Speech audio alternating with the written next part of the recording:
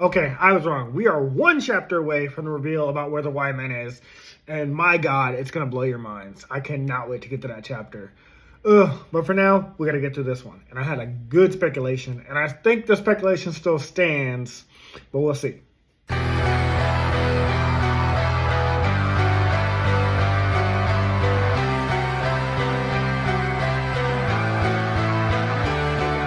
Everything Anime Podcast. I'm your host Shinry, here with Everything Anime Podcast, everything from anime, manga, video games, TV shows, whatever relevant topic I'm talking about. Today's video is on Dr. Stone chapter 138, I believe. Yes, because 139 is a major reveal. The reveal I've been wanting to talk to you guys about, the reveal I've been wanting to talk about and gush about, the reason why I stopped reading, so you guys can catch up to where I'm at. I can't wait to tell you what that reveal is, if you don't already know. You could, who knows.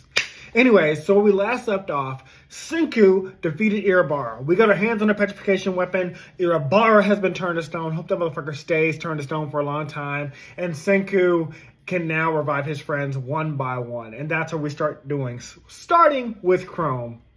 And I love that we start with Chrome. Again, Chrome is my favorite character. I will mention that till the day I die. Chrome, when I make my Dr. Stone tier list, it's coming when we finish Dr. Stone. I'm gonna make my Dr. Stone tier list because obviously there's more characters to build up. I would drop that video now, but it will be ingenuous when the anime's not over. And we still have more characters to meet that could become S rank and higher or lower. We don't know. They can move. If I had definitely started early with the Dr. Stone tier list, Genro would have been voted low, but Genro's kind of rose in ranks, especially some humor that happens in these chapters. But let's talk about it. I also love that Senku has a small smile on his face. Like, I forgot why he was smiling, but we just know Senku's not the emotional type. He's not at least one to, like, show or express it. So him, like, smiling at all, period, just always makes me happy. Especially, like, whenever he met Taiju again after a year of him infiltrating the Kingdom of Stone and Taiju thinking he was dead or something. Well, Taiju knew he was alive, but he hadn't seen him for a year, so he could assume that Senku was dead. Anyways, he and Senku share a high five, and despite having limitless revival fluid, it's still going to take time to bring everybody back. So they have to choose carefully about who to bring back first. Because even though we have the Botanium, which means we can bring back unlimited people, it still takes time to, recreate that nitrocyclic acid. So that's why he started with Chrome, because Chrome's the other scientist. He can help him build this faster.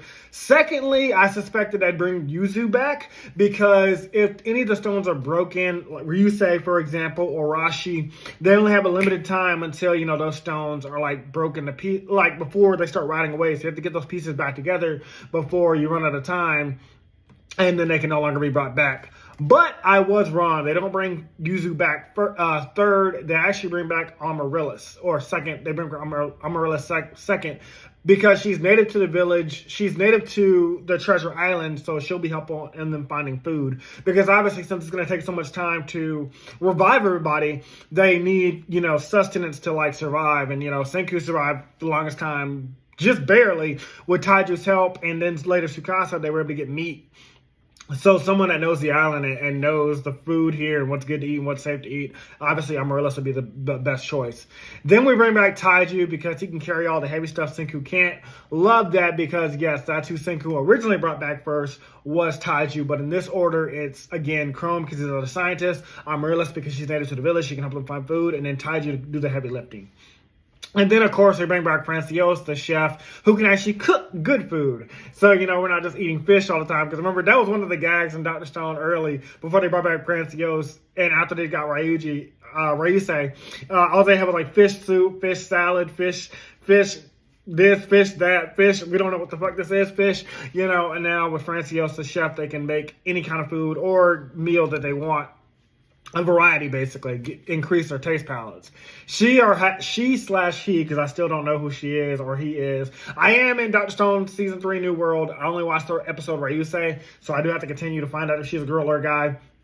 But she's been missed because I forgot. She's also one of those characters that I forgot joined our team, because just like Hyoga and Hamura, she wasn't important to this arc, but she's important now, obviously, as well as just being a chef and being able to provide us our food for our characters.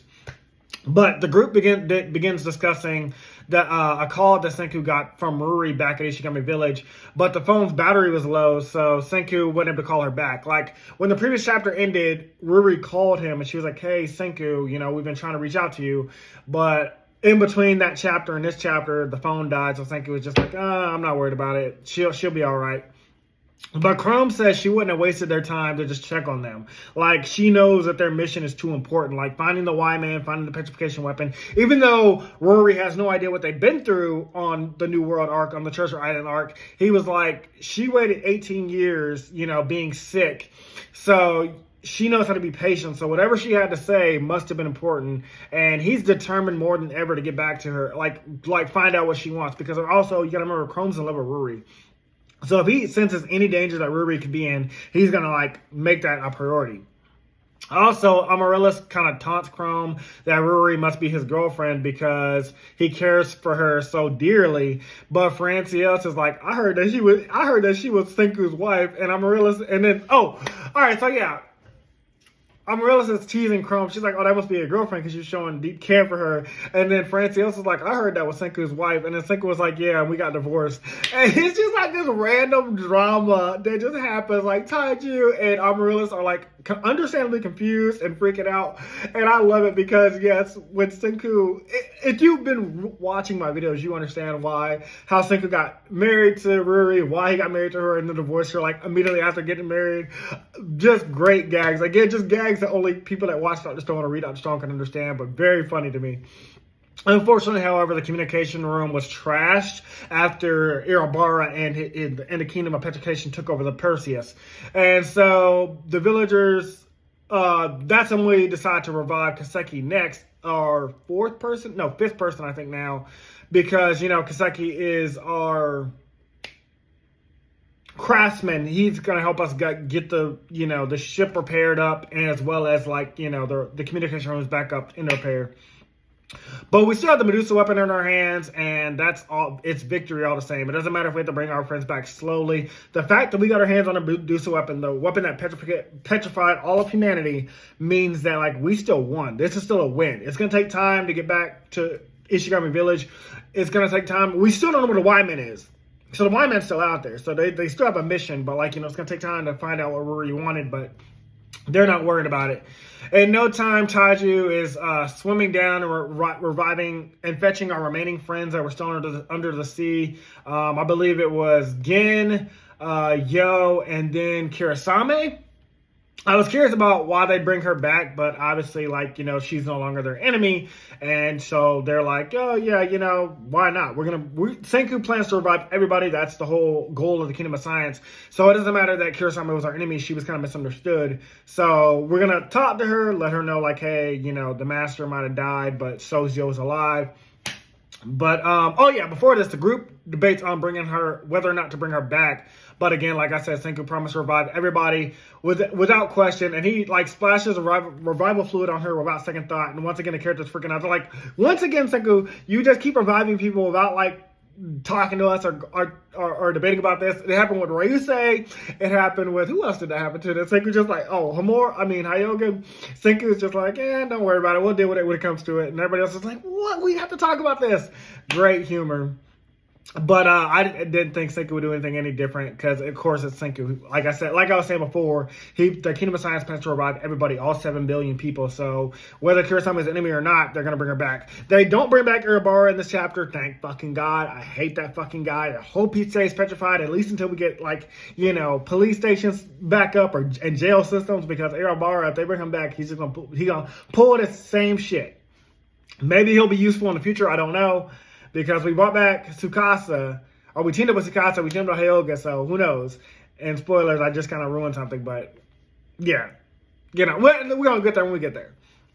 But Senku did have a secret reason to bring her back. He wants to know where they hid Kawaku and Genro's statues. Obviously, like, you know, the ones we never recovered were Kawaku and Genro because we got into the war with the Kingdom of Petrification, like, off the bat, so we never got to recover Kenro and Genro.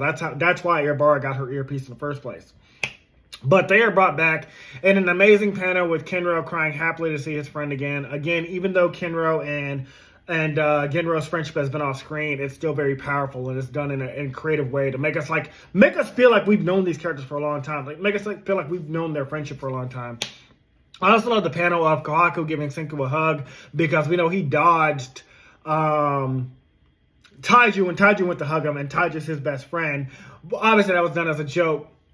But this is actually the first hug we've seen Senku accept, because even his father, Byakuya, was like, oh, we know, Senku, you're not the type to show affection and emotion. So it was just pretty cute to see that. Well, I guess he did hug Yuzu, or he shook her hands or something like that. But very, very cute scene. And plus, Kohaku barely shows emotion. Well, she shows emotion, but like it always seems like they have this love-hate relationship. There's a time skip. There's a time skip, and everyone's having a party like in One Piece. But again, like they're just celebrating. This is a major win, so of course they're celebrating. Sozu is telling Amaryllis and Arashi the truth about his father, about Maz, about Minister Ibarra, about everything he knows.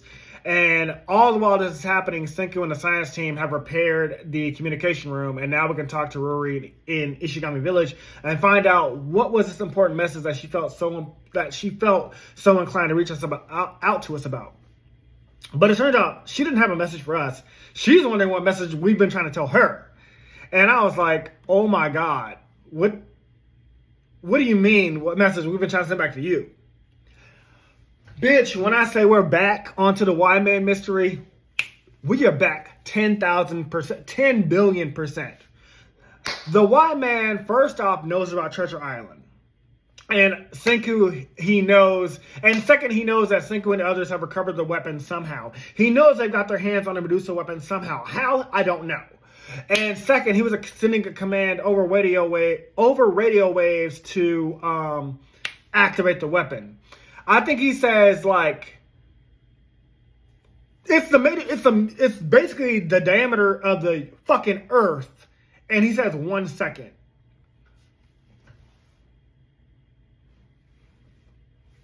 Bitch, not only does the Y-Man know that people are alive on Earth, well, he knows that because Senku said, hey, he responded to him, and the Y-Man was like, why?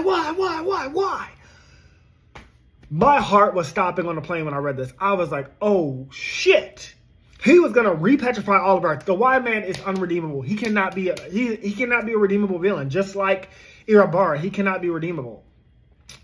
But, yeah, so we know it was an accident that humanity, because, like, one theory people had, and I had, was maybe humanity was, like, petrified by accident, or maybe, like, he did this for better health. But the fact that he's trying to repetrify all of Earth, including people that are currently alive, means it was not an accident. The Y-Man did this on purpose. But we aren't even done yet. That's not even the biggest mystery. Because guess what else? The Y-Man has Senku's voice. I was like, are we about to find out Senku has a twin brother? Are we about to find out Senku's real father petrified all of humanity? Because a few chapters ago, Byakuya said he adopted Senku from Senku's father. Senku's father didn't die. Byakuya was given Senku. We never saw Senku's father's face. And Senku says he doesn't even want to remember his father because Byakuya is his father. So speculation from this point, because I still don't know, is the Y-Man a twin brother of Senku, or is the Y-Man Senku's father? It feels like it'd be more Senku's father. This is my speculation before we get to the next major chapter, the biggest reveal of all time. Is the Y-Man Senku's father, because it would kind of fit the story. But would that be too cliche? The writer of this manga has been very clever, so I don't think it's going to be something super obvious. But that's where my theory is. So I'm going to end this video for now because I don't want to drag this out much longer. But that's where I ended my Dr. Stone review for this chapter. So I'll see you guys in the next one where we have the biggest reveal of all time. And guys, there's going to be so much speculation after that. So much. So until next time, guys, I'll talk to you later. Have a great day. Bye. Hey guys, this video was sponsored by me, the author of the Shinry series, the Chronicles of Wayne, and Monsterverse. So I figured I'd do this outro a little bit different by showing you guys what you guys will be checking out. So, the Shinry series starts with Book 1, Shobu Samurai Project Aryoku. 10 years after the death of his parents, Shobu Samurai returns home, seeking vengeance, but instead faces the choice to save his home from shadow creatures, blood beasts, and an organization once thought dead. Shinry's Shobu Samurai starts at $9.99. And if you love anime, manga, Naruto, One Piece, Bleach, Yu Yu Hakusho, Fairy Tail, Shaman King, Rave Master, Zatch Bell, anything like that, the Shinry series is definitely the series for you. You'll definitely want to check it out. The Sword of Light is probably the thickest one so far. And then these books are 2. This is Enter the Dread Zone Tournament. And the series original ending, Arado, the Legendary Conjuring Master. So, and I'll just show you guys some of the covers. Really proud of all of these. But I hope you guys check it out. If you don't like that, I also have the current published books for the Chronicles of Wayne, Love Be Damned, Cotton Candy, Full Moons, Fabled Lovers, A Cursed Virgin's Bite. If You Go Where Monsters Dance, Red will Rain Over Your House. Love Be Damned. Now, the Chronicles of Wayne is about a geeky guy, or a nerdy guy in high school. His senior year, he has a crush on the hottest guy in school, because of course he does. He's only got one best friend, and her name is Barb. Well, the hottest guy in school turns out to be a werewolf. And to make the story more interesting, he bites Wayne and turns Wayne into the first ever wolfman in the last 10 years. And because of that, it was also a sacred law that wolfmen should never be created. I don't want to get into too much of the Chronicles of Wayne without spoiling it, but I can tell you it's very short. This one sells for $6.99, and Love BK is right after it. The ending of this trilogy, Love Be Liberated, comes out in October. So I'm going to definitely do a more full in-depth review of this one. But yeah, it's an LGBT fantasy fiction story about werewolves, vampires, white witches, a dark warlock, and, well, many, many more surprises to come. So if you guys like to read, I definitely recommend. These are all the books so far in the Shinry series, except for Shinry's Beginning. I do have that one, but it's just not here with me. But yeah, I appreciate a like, support, or just a review on Amazon. Either way, thank you guys for watching. I hope you guys have a great day.